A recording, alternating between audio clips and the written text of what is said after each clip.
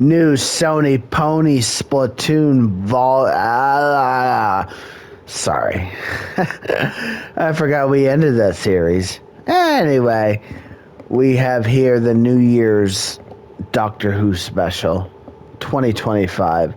For the first time ever in a holiday special, we are doing a FOAMSTARS video reaction, which we would normally do in a Sony Pony Splatoon volume series. However, we ended that.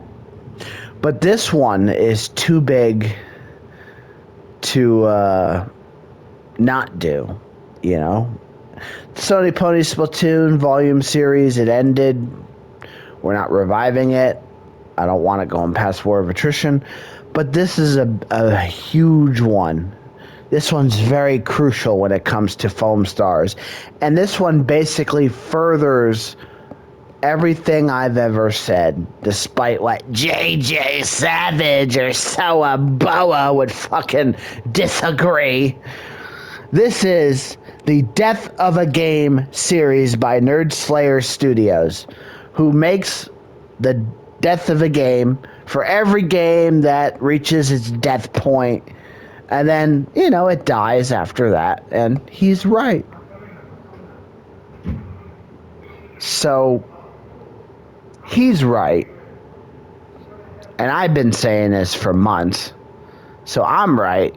And if he's confirming it, it's right. So sorry, JJ Savage, but the death of the game is coming. Yeah. What you gonna do?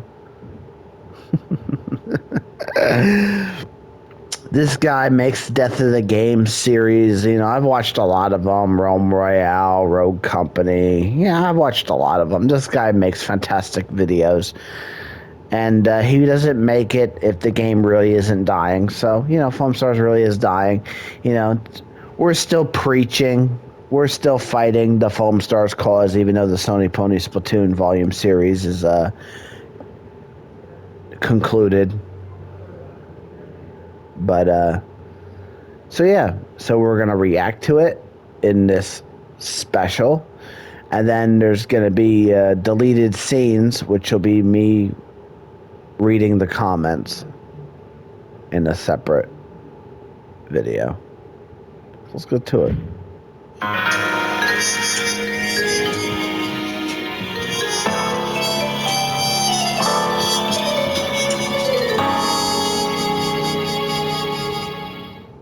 Splatoon, Nintendo's party-based paint-spreading shooter that featured a story mode and a popular multiplayer. There wasn't really anything like Splatoon, which originally launched in 2015, and Nintendo's neighbor, Square Enix, was aware of this when they attempted a 4 vs 4 multiplayer color spreader themselves, this time with foam dubbed FOAMSTARS. FOAMSTARS was a PlayStation exclusive and would launch at the time of this video the same year, February 6, 2024. FOAMSTARS might have received middling reviews, but it nonetheless developed a die-hardcore fan base, even expanding after the title would shift. Yeah, die hard, like losers like fucking JJ Savage over there. And fucking Wythonk. Yeah, my guy, I'm a die hard. Yeah. That's you, Wythonk. That's you.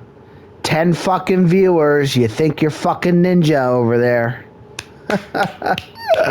Pathetic. To free-to-play.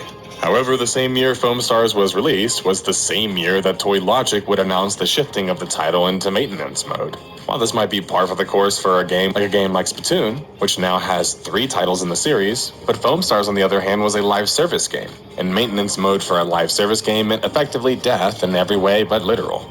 So yes, while you can still play FOAMSTARS for the foreseeable future, it will not receive content anymore, and thus has found itself featured on the Death of the Game series, a series where we track down dead or dying games or companies and attempt to list the largest reasons for such. To do this, we utilize a timeline of events, detective intuition, and various clues that unfold along the way, finally culminating in a final deduction. He said clues. You know what that means, JJ Savage? It's called facts. Soaboa, facts. Wythonk, facts. He's not spitting bullshit out of his ass. which you probably idiots, if you idiots see this video, you will probably think, oh, it's not dying, little JJ Savage over there. It is dying. It is. There's facts. I've been saying it for months, and you don't believe me. There's more and more facts, more present now than ever. Just let that be known. Detective's moment in the sun, where we crack the case for good. Stay tuned to the very end for a hint on what the next case will be too. And without further delay, detectives, we have a case to solve. Pick your foam star, and let's get the foam blasting in Foam Stars.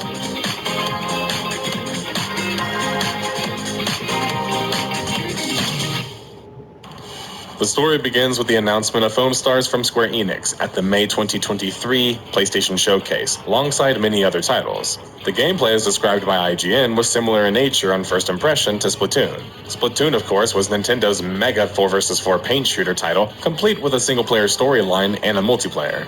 Foam Stars comparisons to this title are going to be infinite, and that's not by accident. Square Enix, who had a history of not being very good at live service multiplayer games, seemed to, instead of innovating on their own, copy a popular idea from Japan and add their own twist to it. Square Enix would team up with a lesser-known developer, II-Logic, also stationed in Japan, to head the development on the title. II-Logic had around 125 developers, but largely had most of their experience in mobile gaming. Foam Stars, as the name implies, was about spreading bright colors of foam at each other, and around the map. You could basically lock somebody into a state in which if you then surfed into them, you could actually KO them. This, alongside surfing in general, was kind of a unique mechanic of Foam Stars. The reveal trailer wasn't just a cinematic trailer either. It also showcased actual gameplay. The differences at first glance seem to be that foam, as a projectile, naturally functions differently than paint, and it seemed to be accounted for here. However, this would be drastically changing the base concept of how the game would function in the case of Splatoon, even if the general idea might be similar. More on that later, though. But besides Splatoon comparisons due to the differences in art style, other comparisons were made, such as Persona. Now, as an original SMT fan currently replaying P4G or Persona 4 Golden now, I scratch my head at this. But my guess is that the comparison stems from the fact that the characters are more like young adult looking, yet almost dark anime-like in ways. But I'm trying my best here. The characters are actually a lot more comic book colorful-like, which really isn't Persona-like at all. But we might as well acknowledge it while we're here that the art style in Foam Stars was different. Certainly unique even. A blend of some Japanese styling with a diverse set of characters, and a soundtrack that we will talk more about later that made all of this even more poignant. But the problem I have with the art style in Foam Stars is quite the contrast to Splatoon, the title they were the most trying to copy. Now, it's not that you want to copy the art style, but going in a completely different direction philosophically could yield some mixed results. This is the death of comparison, where in the video game industry, it can literally be the death of a game. Splatoon's art style, along with its gameplay, just ooze a fun, family-approachable feel, but not too family-friendly where it feels like bunny rabbits fighting with Nerf gloves or something. Why did the Foam Stars team want this stark difference, when their target audience seemed to be kids, or the parents of said kids, since kids wouldn't really have the money, right? But Splatoon is the kind of game that a kid could have their parents buy almost on accident, and find a gem in the rough in the process. Meanwhile, Foam Stars was far more controversial and complex in its visual approach, which was likely going to limit the game's audience and general appeal. More hype would swirl around Foam Stars June 2023 the following month. Some felt that the Splatoon comparisons were off, because Foam Stars was actually a hero shooter in design, and kind of in secret, with each hero having its own special weapons and abilities. Contrast this to Splatoon, where you pick one of the two teams and customize your weapon, and everything else is cosmetic. It's hard not to feel like Foam Stars was shoehorned into being a hero shooter. Another difference of Foam Stars was the main mode, the Smash the Star mode, which was a mode about killing the VIP, or the top-performing star, after 7 kills had been reached by a team. Now, Foam Stars would feature some other modes that were known in Splatoon, and feature a rotating mode system also known in Splatoon, where special events were only available on weekends and some modes only... You hear that? He's talking about, like, Rubber Duck Party. Tower control. They stole it from Splatoon. And originally, they had it on rotate, like Splatoon. Plagiarism. available at certain times. Yes, JJ Savage, it's called plagiarism. Now, we mentioned the foam already, but what actually made it different from the paint in Splatoon? Well, foam was able to be stacked vertically, which changed the dynamics of the game. The projectiles also, when fired, would fire pretty slowly, compared to the paint in Splatoon in both cases. Another issue, less so than difference between the two, is the colorful paint in Splatoon matches the game's color palette. Bizarrely, in FOAMSTARS, the foam is so damn bright it's blinding, and yet the rest of the world doesn't match this at all, so it's actually even worse on your eyes. The open beta for FOAMSTARS would take place September 2023, and this beta would only last a couple of days and would be featured on the PlayStation platforms PS4 and PS5. And this is when another problem sort of rears its ugly head. It was a PlayStation exclusive. Now, perhaps if this wasn't designed as a live service style game, but it wasn't being designed that way. Square Enix literally admitted to fielding a slew of new titles in that field during this time. This means that unlike Splatoon, which has 3 titles now, FOAMSTARS would keep building upon the same base game, limiting their audience and revenue that could be generated from a more limited audience. Especially once people get bored of their game, since it's not likely going to be something to keep them around or bring them back to the game. Especially with Splatoon 3 only launching in 2022, leaving that game quite fresh. Personal anecdote, I actually saw Splatoon 3 on the E3 floor before they shut down E3, and I was blown away by how engaging the game was for just random players. They were doing a 4 versus 4 mode where random people would walk up, and then the different developers would kind of coach the different players against each other. So as much as I might seem like I'm not a fan, I actually had a blast playing Splatoon 3 on the stage floor. Now, I think Square Enix had a unique opportunity, though, to do something different. Make a cross-platform Splatoon-like that had a presence on PC, something that Splatoon never had. Instead, they locked up their upcoming Foam Blaster behind the PlayStation exclusive title as a multiplayer online title. Meanwhile, the majority, if not all of the major exclusives on PlayStation were single-player franchises. While there was still some hope for FOAMSTARS, both due to who was presenting it and the hype that was swirling around a potential Splatoon competitor, some were postulating that they already thought that the game was doomed. As I've done on some episodes, we take media critical opinions and other critical opinions and are critical of them. But sometimes these critics are spot on, and it's helpful that we point that out too. Well, in this case, it was a popular user and reviewer of Giant Bomb, not a critic to be fair. Zombie Pie, who would declare that although FOAMSTARS certainly had style, he felt that the game was doomed. Zombie's biggest critiques were that because the game was $30 and not free, as well as being a PlayStation exclusive, it was going to have a limited audience.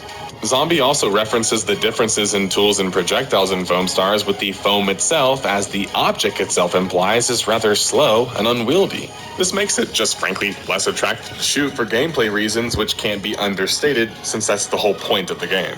FOAMSTAR's content plan would be revealed before launch in January of 2024, and it would detail the plans for the new content going forward, such as the fact that the game would be, as most live services are, designed in a seasonal format, with each season lasting only about 4 to 5 weeks. The first season would introduce a new hero, or FOAMSTAR, and the ranked mode. Each seasonal update would, at the very least, add new skins, a new battle pass, and a new extreme. Yeah, the roadmap which had an expiration date, which we're about to reach. And guess what? There's no new content because I was right about the fucking roadmap. Fuck you, JJ Savage. Fucking loser. Go get a job. Party. A mode that would, depending on the theme of the season, feature a bunch of unique modes and gameplay. Right before the launch of the newly minted foam blasting 4 vs 4 shooter FOAMSTARS, they would be caught in a major controversy. Well, at least based on the perception, by the end of January 2024. It would actually come out that AI-generated art was used in FOAMSTARS, though only for minimal art like the endgame music album covers. Although this would make up like less than 1% of the game's art, there was a news cycle going during the time about AI art, and it was getting a very negative reputation and coverage. And understandably, it speaks to a lower quality, at least for now, and a lack of authenticity. While I think FOAMSTARS probably got too much crap for their use of AI art, they did use it, and even admitted to such publicly, after they were accused of such, to be fair. FOAMSTARS would launch exclusively on the PlayStation platform with both a PS4 and PS5 launch. On aggregate review website, likely due to the publisher involved, FOAMSTARS got quite a lot of coverage for a new IP, but out of those 34 critics, they would average their scores out to a mere 57 out of 100, which wasn't terribly impressive. Now, I wanted to cover some of these major critical reviews, like IGN and Kotaku in particular. Starting with IGN, and their rating of a 6 out of 10 with FOAMSTARS, which is quite damning. I mean, IGN is usually quite nice to new live service titles, especially from well-established publishers. In their concluding statement, they stated that FOAMSTARS is at odds with itself. Its unexpectedly engaging combat mechanics, fast-paced matches, and cool music draws me in, but trudging through its flat single-player content, concerningly aggressive monetization, and horrendously slow menus has numbered FOAMSTARS days on my PS5 drive. Regarding monetization, it's not just the issue of having expensive skins that cost like almost $40 and the game itself costing $30, it's also little things like the fact that the battle pass doesn't give you any currency, so whenever you buy the next season battle pass, you have to buy it in entirety. So it's all of these factors in combination. Now, the music we haven't really talked about yet, but it's fantastic in FOAMSTARS. It's honestly the best part of the game. It just oozes all kinds of slickness and fun energy, but sadly for... He said the best part of the game is the music. That's a slap in the face. Especially, it's not only a slap in the face, it's a slap in the face. It's like... my guy! My guy! It's like slapping fucking Wythonk in the face. How much FOAMSTARS tries to look cool, the music is kind of the best part of its presentation. In Kotaku's first impression of the game, they would reference this nice music and visual style, but felt that although the aesthetic was cool, it felt more like it was designed for a TV show. Both reviews mentioned the same gameplay issues, but worse, they referenced the monetization. Why was FOAMSTARS so expensive? Not just the $30 price tag, the ability to not turn over your battle pass, and the super expensive skins. This is probably because SE was expecting a proper return on the investment for a live service title, and this is what the team came up with to maximize that. The problem is that it doesn't build good faith with your blooming audience, as it seems like you're just already trying to gouge them before the game has much time to run. And the game is already an exclusive, so it already has a smaller audience, and thus the value proposition with the cash shop is already very low. FOAMSTARS would launch a number of new updates or seasons over the course of the spring, adding multiple new heroes or FOAMSTARS, such as Coif Guy and Chlor Noir. Sweet. Oh yeah, But the first guy sounds like Queef. Each season had a trailer that came with it, showcasing the new Extreme Party content and whatever else was introduced, like new maps. And I'm a big fan of this approach, but there were some concerns about how short the seasons were, and the fact that very likely all of this content was already sitting on the shelf, aka already done, and they were just slowly breadcrumbing it. You heard that? You heard that? You heard that? Drip fed. He just said what I have been saying since the start. But no, everybody calls me a liar. Doctor, you're wrong. He just admitted it. You know it's true. Like, you gotta be stupid if you don't believe it's true. Like, come on. Wake up. They were just slowly breadcrumbing it. There were calls for FOAMSTARS to go free-to-play already, but Toy Logic, whether able or not, would elect not to yet. Within just a few months of launch, there were already reports on Yahoo Finance, of all places, a legit place for financial news, I might add, that Square Enix's shares had tumbled the most in the past 13 years by a whole 16%. In this report, FOAMSTARS specifically was cited by the CEO of Square Enix himself, Takashi Kiryu, that the game had failed to meet expectations in both revenue and profit, meaning that it very likely struggled to even break even. But you heard that, JJ Savage? The game's a failure. Said by a VEP himself. FOAMSTARS was already being cited as a financial failure so early on. And this was a sign that Square Enix hadn't learned from their time with other live service games, especially ones that had failed, like Babylon's Fall. But Square Enix just seemed to forget the whole live and then servicing part. You can't just launch a live service game and expect it to instantly blow up, especially with little effort and time given to build a community in the first place. I mean, FOAMSTARS was announced and then launched just 1 year later. You're wrong, Nerd Slayer. There isn't low, poor community, as you said. You know, there's JJ Savage, there's Soaboa, there's Loomy Skies, there's Y Thunk, there's that Chris Hawk guy. I mean, the list goes on and on. These guys will like fight you to the death. It's a thriving community. There's millions of people on it, according to JJ Savage. So you're wrong. You're wrong. You're wrong. You're wrong. They don't ever give their titles enough time or support and constantly question why things just aren't working out. Well, your projections are off, and your concept of how to handle post-live content of a live service game is just off. I'm sorry, Nerd Slayer. I actually, JJ Savage gave me a $50 PSN gift card to say that just now. So, my bad. Off Square Enix. This is written and voiced by me, but I think that the audience... These sentiments. Would Square Enix already give up on Toy Logic the same year that the game came out, or would they finally give a game the time that it needed to succeed and then evaluate things? Because look, if you're not confident your game can last in the market even just after a year, you didn't do enough market research in the first place, and you didn't get enough feedback on your game. And that's the largest Hear that, issue JJ? with FOAMSTARS. It's not even that it's a bad game. I don't think that it is. It just feels like it wasn't made with the most helpful or really any real player feedback. For example, many detectives who reported on the game to me told me that the game stayed the same in a lot of ways since open beta. Now, whether Square Enix was granting Toy Logic more time or they simply had to let the content cycle just kind of run its course, more updates would launch in the summer and the fall of 2024. The first update, dear lord, has one of the most annoying characters I've ever heard. I'm talking like Jar Jar Binks level comedy.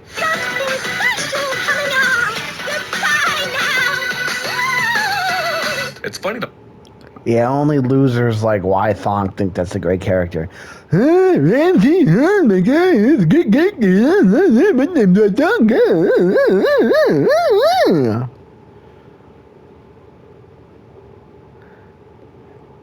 know why, Thonk? I didn't think some. You know what? I think. Are you like the future version of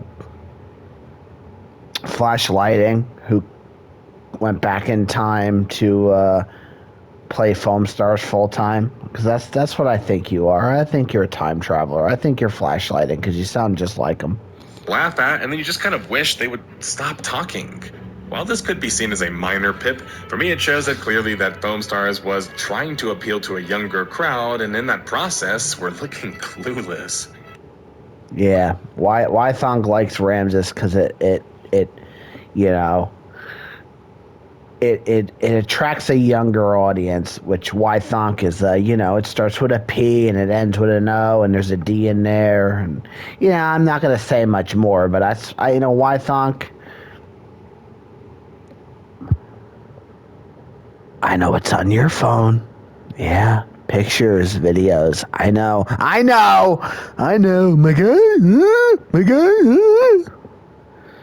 I bet JJ Savage has pictures too. All right, let's continue the video. Kids want shit that's cute and cool, just like most adults. But this feels like design something cute to attract kids, and it lacks any of the fun and personality that it would need to do that. The updates and seasons that would follow were actually quite quality, and would add some new modes like the 1v1 duel mode, expand the ranked mode, which had been running since the first season, and add new FOAMSTARS. Diamond Jam, which was Season 8, would add a load of new maps for the Smash the Star mode, which was the main mode of the game. But it must be repeated in case you guys missed the earlier timeline bids. No, I'm not telling you about the clues.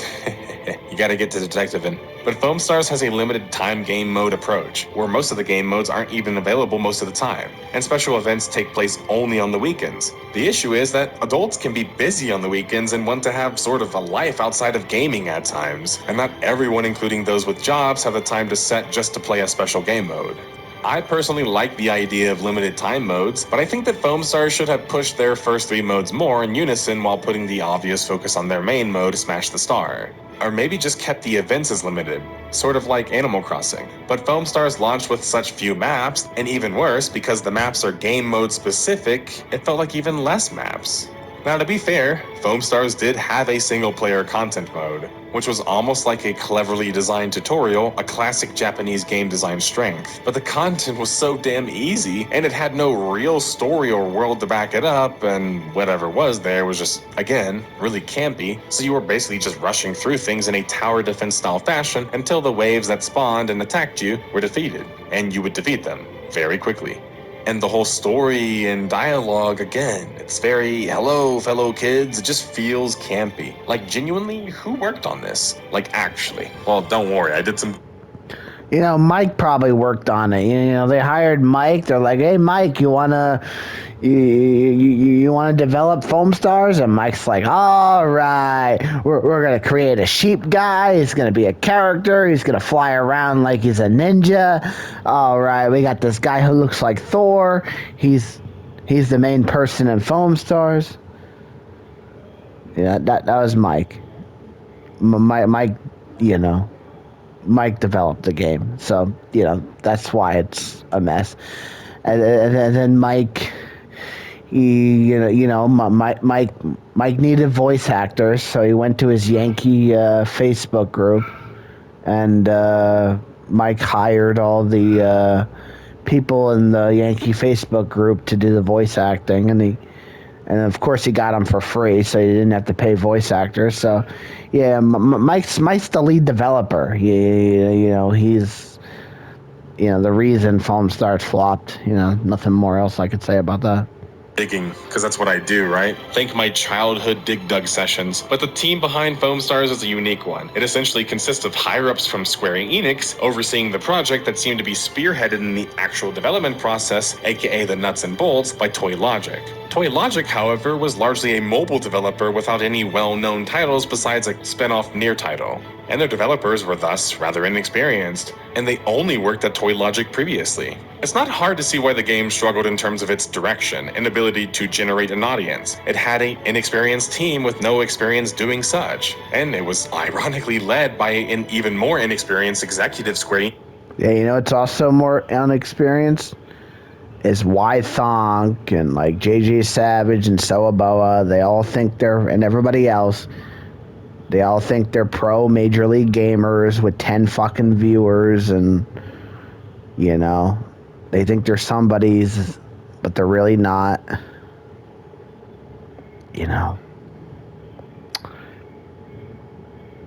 Unexperienced pros, because they're not pros.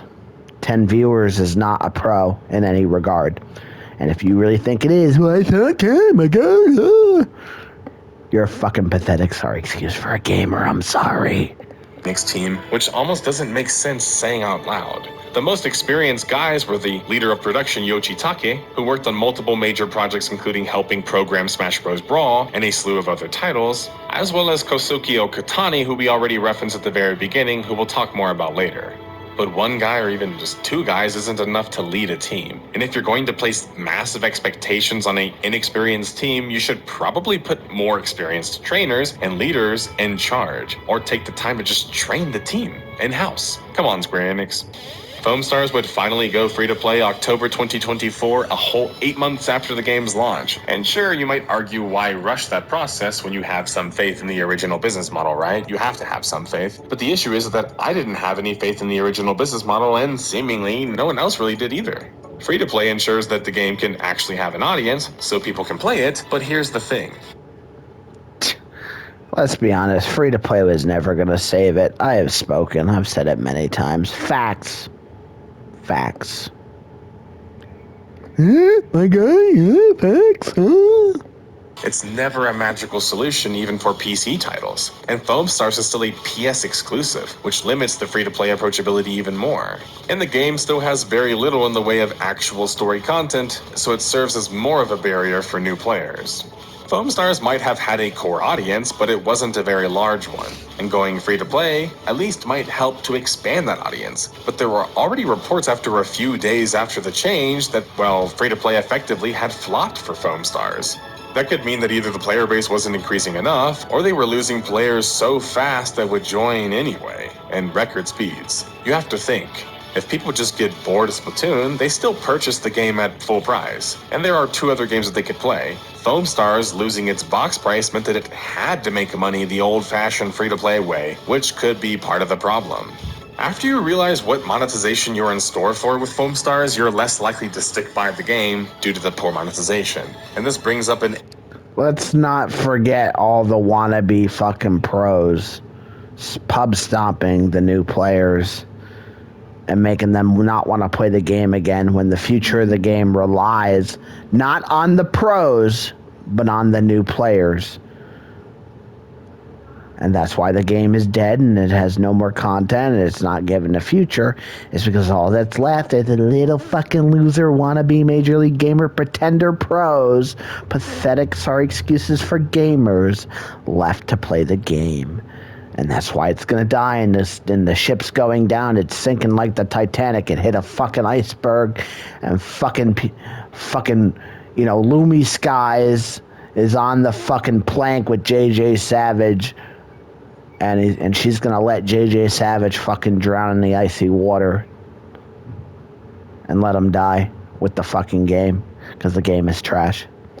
Age-old discussion that we always have on this channel, and we will likely have and resurrect a few more times in many more episodes. And that's the concept of customer versus player. A player is loyal to the game, and often the developers behind it to a certain extent. Sure, fanboys exist, but those are the outlier. A customer... Yeah, fanboys like JJ Savage and Soa Boa and Y Thunk. Oh my god. Someone that you make money from. And in live service games that fail, they often treat them like fast customers, which is even worse, where the money must be made as fast as possible, and not something over time like League of Legends. A customer has very little loyalty, especially when you have a Splatoon existing on the Switch, which your game is literally copying off of. And it already has a much bigger player base, and it was, well, a better game. Had FOAMSTARS created a proper... You heard it. Drop the mic. Splatoon is better. Boom. Community, they could have had more help in their core fan base to give their game some life and even just some tips on what they should have done with their game. But it was already on the ropes the same year that it came out. Squad missions, which were effectively a PvE mode that allowed you to team up and fight against different bosses or various challenges, would get more love in Season 9, dubbed Soulful Hour.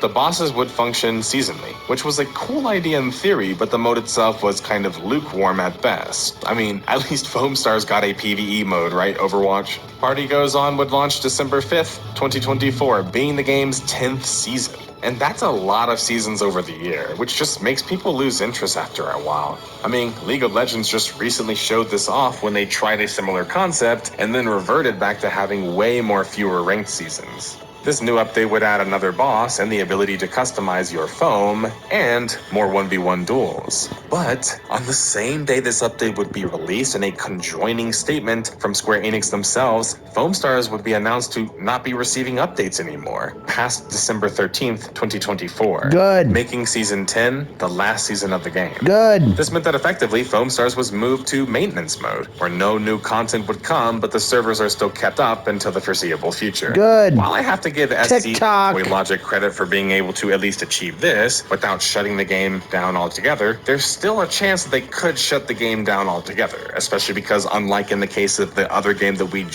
And they will. It will. It's only a matter of time, bitch. Just recently covered Knockout City, there wasn't a private server version for FOAMSTARS, which would fit perfectly in this case, and it couldn't be played offline. Kosuke Okatani, who I barely even knew existed until this point of the story, was reportedly the lead producer on the project. And before you call me a bad detective, check this out. Kosuke isn't even listed on the main producer page on Moby Credits. He's just listed as an additional thanks producer. But I found this article back in January of 2024, which I already referenced, that introduces him for the first time. It turns out that Kosuke was the producer who told the world about AI art, which makes me feel like this guy was almost being used as like the criticism shield or scapegoat. But Kosuke did work at Nintendo previously and was a developer or producer on Smash Ultimate. Ah, crap, Tom. I just realized his name is pronounced Kosuke. Anyway, so perhaps Kosuke kind of got this idea of copying off of Nintendo from previously working there. Kosuke in the producer letter announcing the game's... And that's a crime. He should be arrested. Abandonment would state that throughout both the development and operational phases, we have faced many challenges, but he wouldn't... Bunch of traitors, like Thonk, he calls himself a Nintendo guy, yet he plays FOAMSTARS instead of Splatoon. That's what you call a traitor. People like Catherine on FOAMSTARS, like her, or whatever the hell her, like Cherry. Cherry is what I'm talking about. Cherry Positive, former Splatoon player turned FOAMSTARS player. She chose poorly. She's a fucking traitor. She went to the losing side. Like this guy who used to work on Smash and went to fucking FOAMSTARS. It's what you call traitors. Traitors at the best. Elaborate, and no further context was added. It seemed like the financial report concerning FOAMSTARS seemed to be the best clue that we had, since it showed that the game was indeed a financial failure, and thus quickly abandoned by Square Enix after that. That music is playing, detectives, which means not only is the timeline done, we have gathered more than enough clues and bits of evidence to solve this case. So why did FOAMSTARS die, or reach maintenance mode with no new content, and an uncertain future? Well, in case you missed any of the clues along the way, Square Enix and their damn track record with live service games. It was a PlayStation exclusive. It was a Splatoon clone, though it differed in questionable ways. It had poor monetization, lack of content at launch. It had an inexperienced development team, a rather conflicting world design, a lack of community, and no time for a proper hype cycle pre-launch. Yeah, lack of community. People like Thonk and JJ Savage and all the rest of the pretender want to be major league gamers who think they're famous with 10 viewers, and in reality they're not.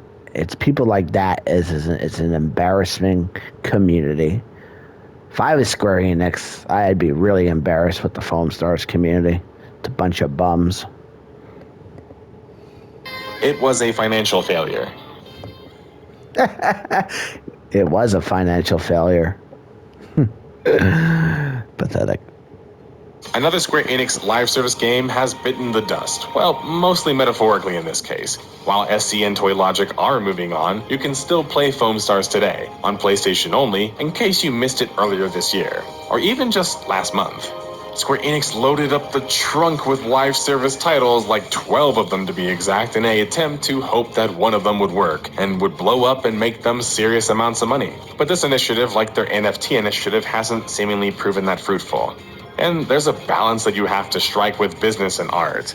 Too much business and the art suffers, and too much art and oftentimes the game just has a poor business strategy.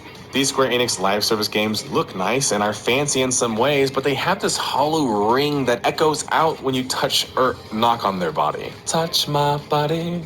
So it shouldn't really be that confusing when the titles like the hollowness seemingly within fade out to just a footnote. Thanks for watching. Stick to RPGs, Square Enix. Don't copy Splatoon. In conclusion, the community is a joke, the game is a joke, and the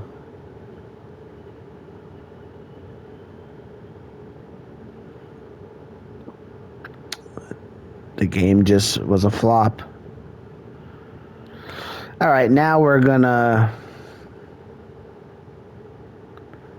read the comments here. We're gonna skim through the comments. Saw the game and never gave it a shot. None of my friends wanted to try it. Yeah, don't blame you.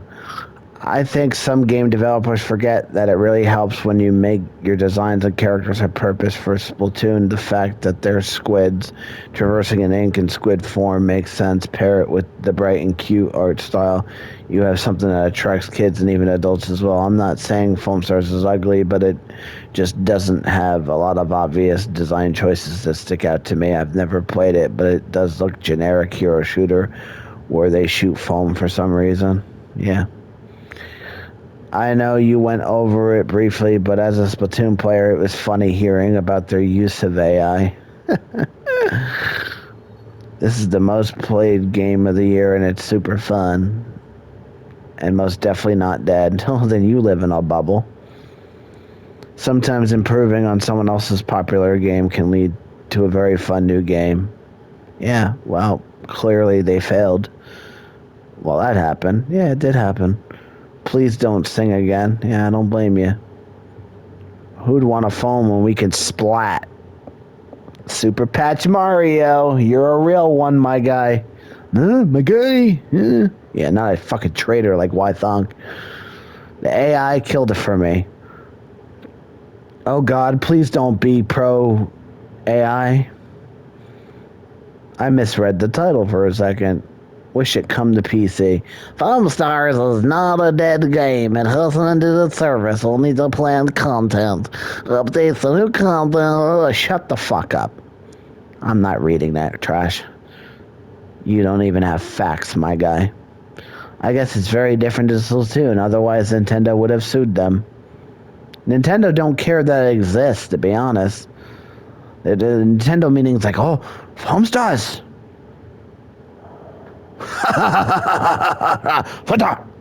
That's them.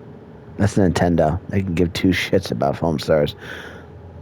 The fact that it's dying sooner than Ninjala. Yeah, it is dying sooner than Ninjala. That's pathetic, right? The game kind of felt like Ninjala. Yeah, it's going to die quicker than Ninjala. Oh. They made the game a PlayStation Plus free on day one. They just shot themselves in the foot. Yeah, that's the pathetic part, that it was free on day one, because they knew it wasn't going to sell. I think the big cool move is that it launched with a PS Plus when it came out, considering that you needed a PlayStation Plus exclusive subscription to play it. Yeah. Why play this over Splatoon? Splatoon has better everything. Yeah, you're right. Did you really just call the remake of Oh, it's not even Death of a game that's still running? I swear. Foams are actually body fluids. That makes it even more disgusting. You know, JJ Savage is fucking coming all over his friends. He's like, I can't get a job. My name is JJ Savage. I'm gonna go all over the place. I love FOAMSTARS. That's JJ Savage over there.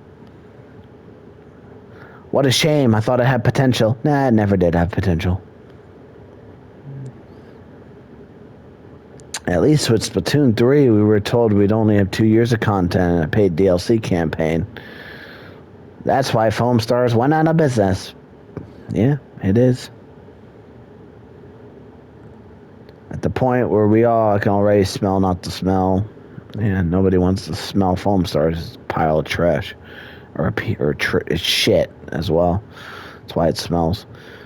When the game got announced, we else knew this is dead on arrival. Haven't personally seen Splatoon comparisons, but I'm sure there were plenty of people that did that. Yes, there was. The single player stuff was so depressing. Say what you will about Splatoon, but there's some interesting ideas in single player. Yes, there is. Foam blasting sounds NSWF. Yes, it does. It's JJ Savage coming all over the place like a little loser because he's got no life. The best part of the game was the original music. Yeah, original music. Yeah, it's AI music, buddy. It's not original. At least it lasted longer than Concord. Yeah, it's because Concord didn't want to burn the money. It was made by a studio that didn't have much money. It was a no-name studio that made Concord. Square Enix can burn the fucking money. That's the difference, Patrick. But you're too fucking stupid to know that. And you know why you're stupid? Because your name is Patrick from SpongeBob, you bum.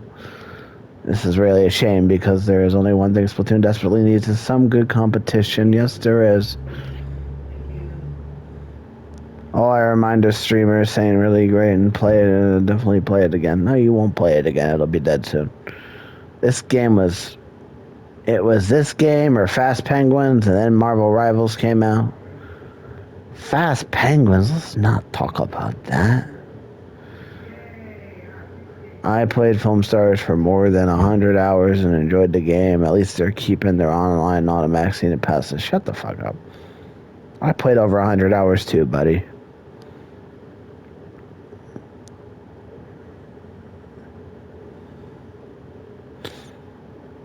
Excited for the eventual death of the game multiverses. Yeah, that's another one coming soon.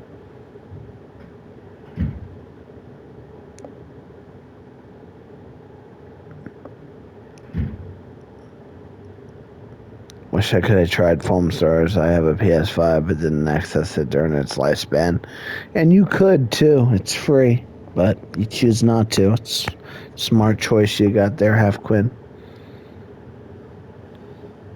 Every time Square does a live service, it fails. Correct.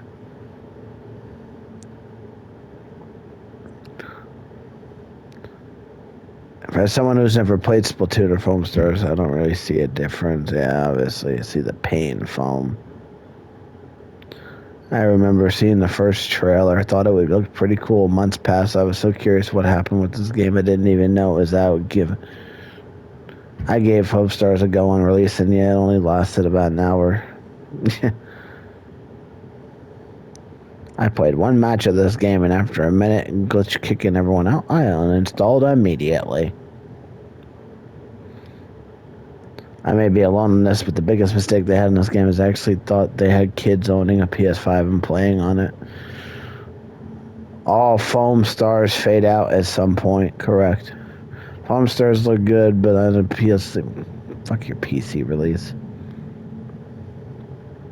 I hope your computer crashes. I'm gonna send you back to the 1999. Enjoy Y2K, bitch. I'd be arguing the PS5 is a bad thing. Splatoon is a Nintendo exclusive after all, and from what I've seen, most likely to own a PS Xbox over a Nintendo console. Really? You live in a bubble too, and not even the FOAMSTARS bubble, because there's more people bought a Nintendo Switch than a PS4 and a PS5 put together, and an Xbox. So I don't know what the fuck you're on, what drugs you're on, fucking Walter White, Heisenberg's crystal meth. Like, I want some of that shit. Because you're in a real bubble. Like you literally, like, Jake Gyllenhaal, Bubble Boy. That's you. If you really think more people play on PS5 than a Switch. Switch won the last generation. Switch is still selling more OLED consoles than PS5s right now, month by month. Wake the fuck up. Get out of your bubble, Jake Gyllenhaal. I recently heard Dauntless fell off. And Dauntless has fallen off. Whoop-de-fucking-do. See you in 10 years when this game becomes lost media. I bet we won't even remember it in 10 years. It'll be so lost. I'm going to be honest with this one. One of the few games I think had a chance for a redemption arc. Second reality? You don't even live in any reality at this point, buddy. I wonder... Square Enix has a habit of doing this with games where they only see dollar signs. It's how the gaming world works. I mean, they don't care about you.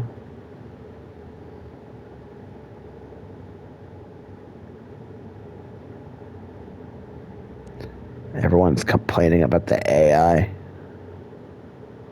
That one chick from FOAMSTARS is pretty hot. Oh, man. I bet it looks up FOAMSTARS porn.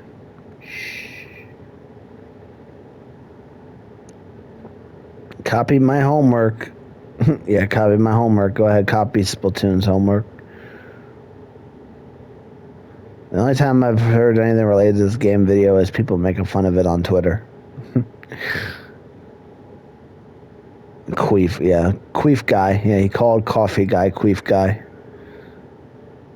I call him Macho Man from Earth Whatever. Thinking of designing a temporarily, deliberately designed Splatoon for kids that seem with squishy models of colors and themes, slowly making it for fun considering their player base, family friendly, old new players. Looking at FOAMSTARS, the gameplay might be similar, but there's nothing to target the player base, especially the designs. How do I mean it? All the characters, player area, etc., they're themed around disco and clubbing. Sure, PlayStation players might also go to clubs, Not all own clubs or goers or identify with an imaginary. Besides the game plays itself, it's like trying to pull a whole ass crowd of different type of animal to enjoy something, though of as fun without even knowing what the habitat of said animal is. Nintendo tries to make gaming an activity that brings generation of players together, right? While PlayStation is trying to imitate that and only designing for niches, terrible marketing, and the wrong platform. Correct. Well said, buddy. Long, but well said. Well worth reading. I've been dying for a Splatoon game on PC. Yeah, keep dreaming. FOAMSTARS is not really unique. Yes, it is not Fishman 21 F5B. It died? Wow. Yeah, it did die. It's gonna die. If anyone recalls, Splatoon launched unfinished Splatoon did, but Splatoon still sold over 15 million copies physical, and that doesn't count digital sales, so digital is about double that. So 30 million copies sold of Splatoon. FOAMSTARS didn't even sell 10 copies, and it was free. Copying Splatoon and its success wasn't easy, as Square thought. Splatoon is Nintendo's 5th biggest franchise. It's Pokemon level in popularity in Japan, 4th biggest if you don't count Pokemon, and the biggest franchise above Splatoon is Animal Crossing, that was made by the same developers as Splatoon. Correct. Splatoon is made by very talented people because they also make the Animal Crossing games. FOAMSTARS is basically a Splatoon knockoff that could have had interesting mechanics. It's just another microtransaction stuffed live service game. Correct. This guy wrote good. Yeah. Good, yeah, good is that. Good. Let the hate flow through JJ Savage. FOAMSTARS was cursed the moment it became a PS5 exclusive. There's a reason the joke the PS5 has no games is a thing. As part of that comes from no one is really interested in buying a PS5, thanks in part to the cost and library of games it has, on top of the hardware itself not feeling like it has anything to offer that is actually new. And that's not even getting into live service drama. This is going to sound very petty of me, but I don't care at this point.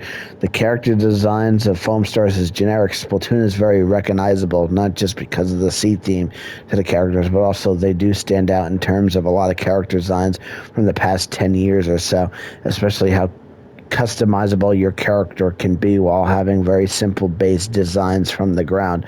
FOAMSTARS is playing very close to generic anime style, and it's a style that seems to be used by every cheap game who wants to hook with the anime aesthetic. It's one of the reasons I didn't really care for the Pokemon Go trainer style when it came out. It was a way-in classic, and it looked to the human style that, again, sticks out in Destiny against a lot of games. Even when they don't have a style shift for Sun and Moon anime, I still stick to characteristics. FOAMSTARS was trying way too hard to be Splatoon for PlayStation, but because it didn't really have a unique identity, it just comes off as a mobile clone.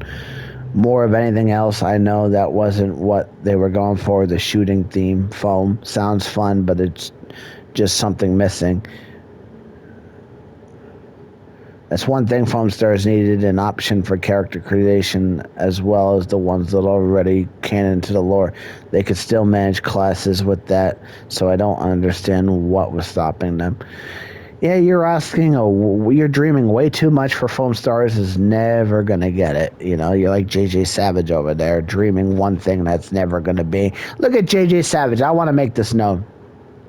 Look at JJ Savage spending, I don't know, 6 hours making those ideas and shit for FOAMSTARS to get lesser views than I get views. Just for nothing, because they're shutting content down and it's never going to see light of day. So JJ Savage is the biggest idiot when it comes to high hopes for the game. I completely forgot about this game. I wish I could forget about it. Not gonna lie, when I saw this game, I would love to play it. It was a PlayStation exclusive. I couldn't even try the game. Happy you're here to let us know the game existed at some point in time. Wouldn't have known that otherwise. Best thing for me is that FOAMSTARS came up with was the lit ass theme it plays during the tutorial. Had to immediately download it. I truly think there's one reason for the death of this game, the migraine-inducing, where the fuck am I supposed to look every time the colors are screaming at me. Too soulless of a game, it had no charisma, it only felt like a Splatoon copy, which wouldn't be bad, but it's basically it. Splatoon is the first game popular by its characters. Everyone knows Inklin's fuck. Great video, definitely needed the background and maps to brighten. Would take Splatoon clone over. Would take a Splatoon code over this edgy Splatoon. I don't even know what side you were on, buddy. It's funny how many games die because people can't stop being greedy. I'm happy I didn't try to play this mess of a game. It honestly makes me sad we won't get any new seasons. Oh, boo fucking who, Pixel. Find a new game. Plain and simple. Go play Splatoon. I really love this game. Music was phenomenal. Yeah. You're a traitor. Your name is Bulbasaur. You're a fucking traitor if you like this music. Fucking traitor. Great. Neat game. Terrible name. The issue with FOAMSTARS is that it's a beta released around Splatoon 3 side order. Yeah, true. Why even go for AI? A lot of people hate this AI shit, and I don't blame them. Gotta be real honest to say this one legitimately makes me sad to say this is generally a fun game. I feel like so many outside factors kept people from trying it out. Oh my god, this is long. Yeah, we're skipping over you. You're not helping my cause here. There's running gag between me and my bud where we check to see FOAMSTARS ever get a Wikipedia article. Even after games shut down, it still did not have enough routine for anyone to make an article. What a shame. Doesn't deserve an article. The Marvel Rivals Splatoon was better than this crap.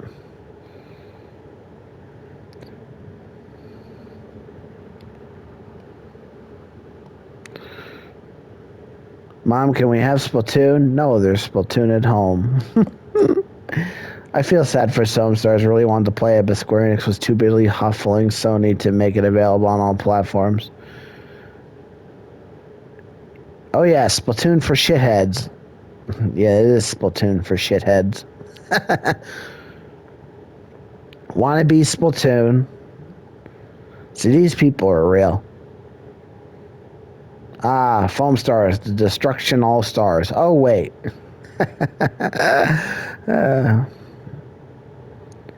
AI. Everybody AI. That's pretty much it. So yeah, that's the New Year's special. So, thank you. And, yeah, in conclusion, FOAMSTARS was a fucking flop. It's gonna die. And JJ Savage, you could go shove Y Thunk up your ass. Huh? My guy? Huh? I have spoken.